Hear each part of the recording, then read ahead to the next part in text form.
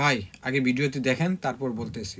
এই সরকার হওয়ার পর 1 মাসের বেতনও দিতে পারি নাই। টাকা পয়সার লিগে পড়াইতে পারি না, কাউরে তো কইতেও পারি না যে আমি টাকা পয়সার লিগে আমার মায়েরে পড়াইতে পারি না। আতাসে পাওয়া আছে, পড়াইতে পারস না কে? আমার কর্ম তো ভাই একের অর্ধেকে নেমে আইছে, অর্ধেকের চেয়ে আরো কমে নেমে আইছে। আমি কিভাবে পড়ামু? সাধারণ জনগণ মইরা একবারে শেষ হয়ে যাইব, তাজাই রয়ে যাইব।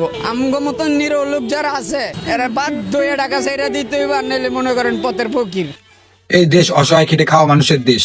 যুদ্ধের সময় বঙ্গবন্ধু আহ্বানে পাকিস্তানি হানাদার বাহিনীর বিরুদ্ধে স্বাধীনতার জন্য হাতে অস্ত্র তুলে নিয়েছিলেন এই দেওয়ালে পিঠ থেকে যাওয়া অসহায় খেটে খাওয়া মানুষ। কিন্তু তারা কি স্বাধীনতা পেয়েছে? উত্তর না। দেশকে ঠিক করার আগে নিজেকে, ব্যক্তিত্বকে শুদ্ধ ও ঠিক রাখতে হবে।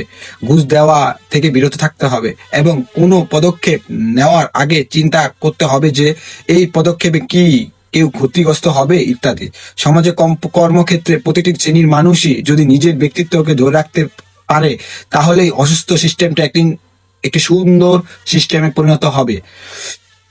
আমি একজন ক্ষুদ্র কন্টেন্ট ক্রিয়েটর, জানি না আমার বলা কথাগুলো কতজন শুনবে। তারপরেও অন্যান্য দেশের সাথে আমরা দেশকে তুলনা করলে মনে হয় আমরা এখনো মধ্যযুগে আছি। যদি আমার ভিডিওটি ভালো লেগে থাকে অবশ্যই লাইক, কমেন্ট, শেয়ার করে সাবস্ক্রাইব করে যাবে।